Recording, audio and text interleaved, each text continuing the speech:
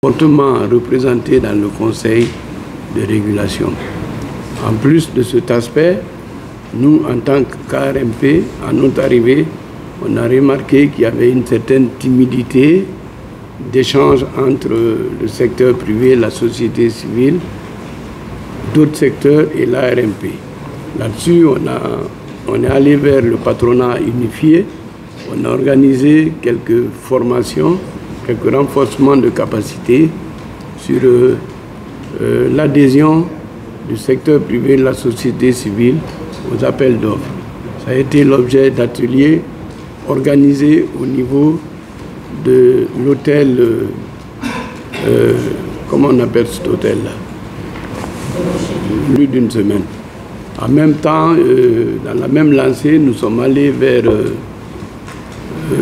les masses médias, privés et publics. On a fait beaucoup d'animations. C'est des épreuves qui nous ont permis de procéder à la qui n'était pas connue du grand public jusqu'à maintenant. Aussi, en ce qui concerne les recours sont très bien formalisés au niveau de l'ARMP. Il y a deux types de recours. Il y a des recours préalables qu'on reçoit souvent lorsque, en matière d'attribution des marchés, certaines parties se sentent lésées. Ils écrivent non seulement au maître d'ouvrage, mais aussi après les délais requis par la réglementation, ils reviennent vers nous. Ensuite, le dossier est instruit et soumis au CRDS. Ça, on a souvent travaillé sur ces aspects.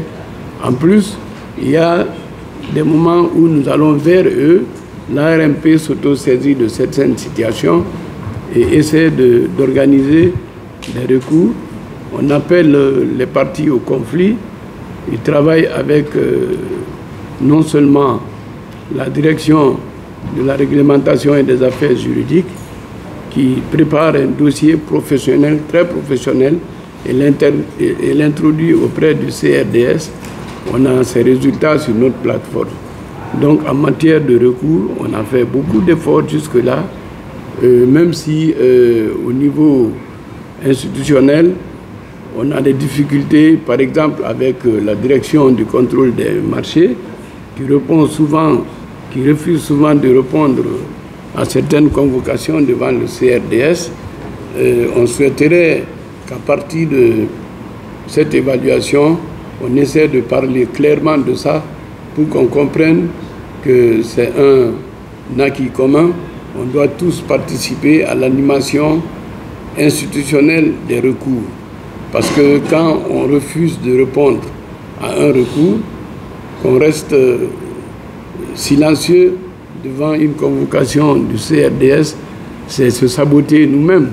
Parce que c'est nous qui avons, n'est-ce pas, combattu pendant plusieurs années pour créer toutes ces procédures. Il faut que de manière volontariste, on admette de se soumettre nous-mêmes à la loi qui a été créée grâce à des thèmes de référence qui ont été écrits et, n'est-ce pas imposés, proposés par la Banque mondiale. On a recruté un consultant international qui a fait le boulot de bout en bout. Donc voilà quelques éléments de précision que je voulais donner. S'il y a des questions, je peux répondre.